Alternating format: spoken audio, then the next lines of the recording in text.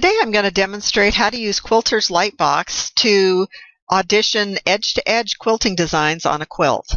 I've already loaded quilt pictures into my program and pattern pictures that I want to audition. I'm going to double-click on my quilt picture and put it onto my workspace. Now I'm going to double-click on the pattern picture that I want to audition on the quilt. Remember that this is not a substitute for your quilting program. This is just to give you an idea of how things will look.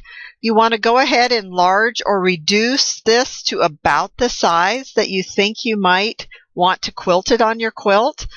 To make it easier for you to see in this video demonstration, I'm going to increase the line width so that the line is thicker and darker for you.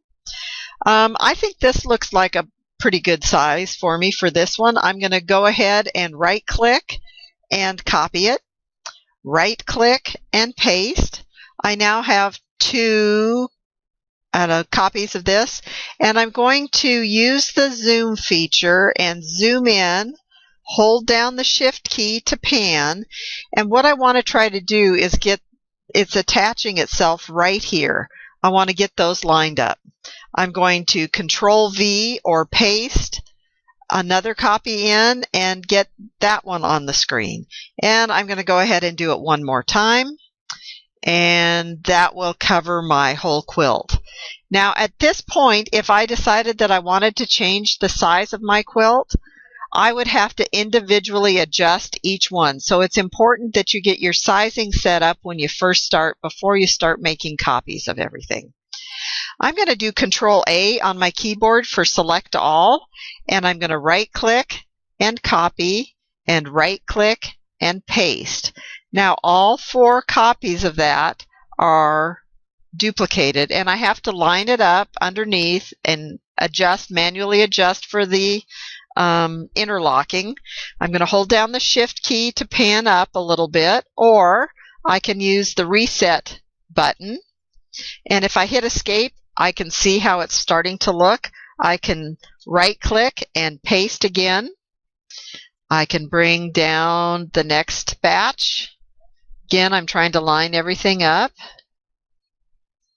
and I can paste again to get my last row on.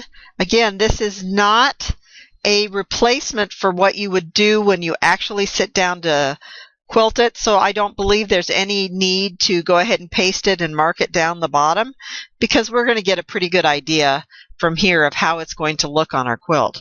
I'm going to use Control A to select everything again and shift it all over, and I'm going to hit escape so that I can see how it looks on my quilt block. It's a little dense. Your thread would not be this dark, but again, I want you to be able to see it on this video. So I'm going to do Control A to select everything. I'm going to right click and decrease my line width back, which is more typical of what thread would look like. And I'm going to zoom in to the middle of this and pan my way over so that you can see how this would look with black thread on top of this quilt. I'm going to go ahead and right click and save this block down here. Let's try a different thread color. Let's select all, right click, change our line color to white, and hit escape so that we can see what it would look like in white thread. And let's go ahead and save that. We could even give this a try and see what we would like. We could choose the green or the orange or the blue or the purple thread. Let's select all, and let's give it a line color of purple. Escape.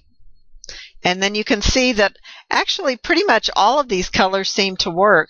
The darker colors stand out more on the white, but disappear in the darker colors. You're going to have to pick a happy medium to make this one work. We'll save that block. Now I'm going to go ahead and zoom back out and audition one of my other quilt patterns. So I'm going to select all and delete. My quilt picture is still there. And by the way, this is actually a picture of a quilt that I put up on a quilt hanger, and I took a picture with my phone and I emailed it to myself and then brought it in to Quilter's Lightbox. Now I'm going to try this block. It's Feather Daisy Pano 001. I'm going to double click and bring this one on.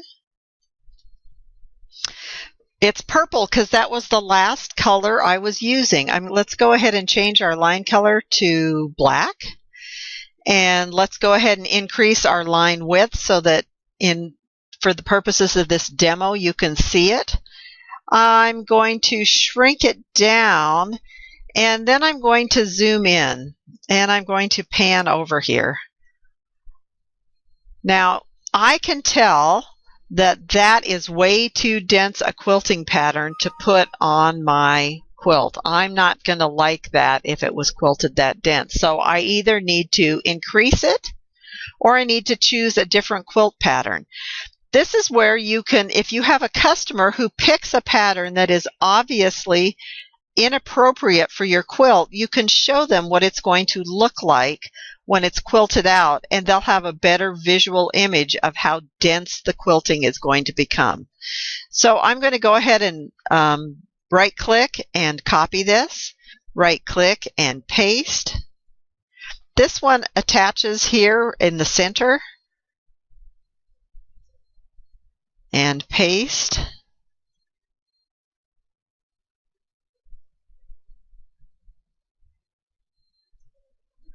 All right, and I'm going to select all of these. I'm going to copy, and I'm going to paste, and I'm going to zoom back out so that I can see to line them up. And I'm going to paste one more time.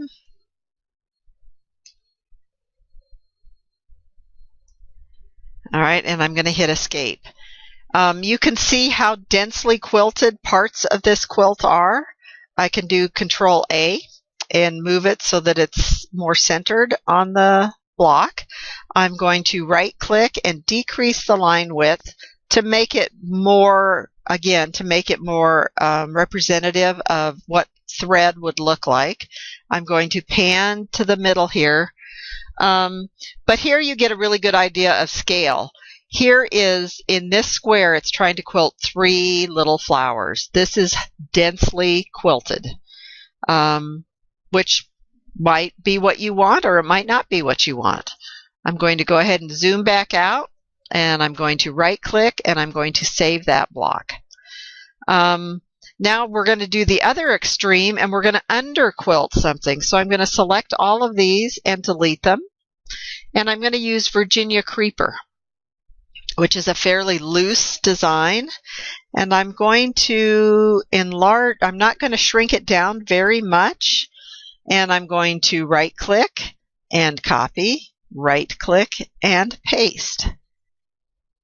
And here I'm going to, again, this one lines up at the top. I only need 2 repeats. Select both, right click copy, right click paste. And again, I need to line it up. And I'm going to paste one more time. And I'm going to put this down. I'm going to go ahead and zoom into the center of this. And I'm going to hit escape so that you can see. In this case, I believe that this is severely under quilted. The whole leaf takes up the entire portion of a block. There's whole star points that have a simple line. This is a really good way to help you get an idea of scale and how you might want to quilt an edge to edge and see how much quilting is going to actually land in a quilt. I'm going to go ahead and save this block. And now I'm going to go ahead and take all of these off. And this time I'm going to put it back on and I'm going to do it more proportionally for the way I think it should be done. And I'm thinking that we're going to want more like this. We can zoom in. We can pan over. We can right click, copy, right click, paste. We're going to line up our edges up here.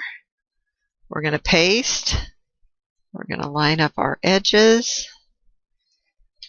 And we need one more. And we're going to line up our edges.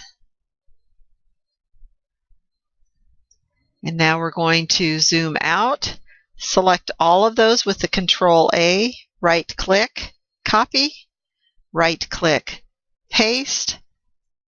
Bring that down, and again we want to keep it lined up. And paste. Notice that time I used Control V like Victor to paste. So you can use the keyboard shortcuts, or you can use the right click options. I'm going to hit escape so you can see it all. I'm going to change the thread color, Control A. I'm going to change this to white. I'm also going to increase the line width so that you can see it on the screen. And then I'm going to zoom in, and I'm going to pan. That's holding down the Shift key. Hit escape so you can see. I'm going to Control A and decrease my line width. Hit escape so you can see more. See how proportionally a star point has several leaves? It's much more proportional to the quilting. I'm going to go ahead and zoom out. I can save this block.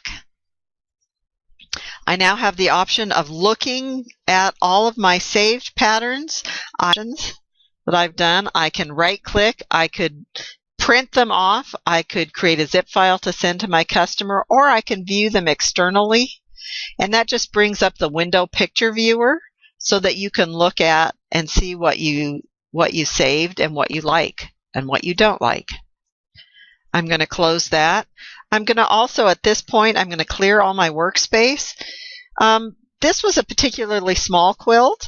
I have a rather large quilt, and instead of trying to take a picture of that entire quilt, I just took a representative picture of of a good portion of it so that I can test things on it and I can still see. And I'm going to use the Virginia Creeper pattern again. And it's white because that was the last color I used. I'm going to go back to black.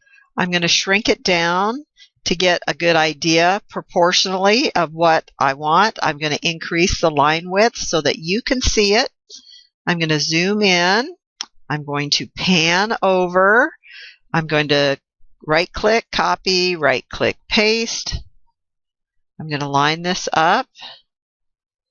I'm going to paste. I'm going to paste. This is a 30s style quilt, and I actually quilted this quilt for a customer, and she was insistent that I use red thread to quilt her quilt. So I used Quilter's Lightbox, and I select all these. I'm going to change my line color to red. I'm going to decrease the line width. I'm going to copy and paste. I'm going to paste this down. And I'm going to go ahead and zoom in a little bit so you can see. And once I showed her what her quilt would look like with all the red thread, she changed her mind and she decided to go ahead and quilt her quilt with white thread. It's a very valuable tool to help educate your client base and to give you a better idea of size, proportion, color. It's an awesome tool. Go to quilterslightbox.com where you can purchase yours. If you have more questions, be sure and check the website. There's a tab that says FAQ for frequently asked questions. We try to answer a lot of your questions right there on the website. Enjoy and come back soon.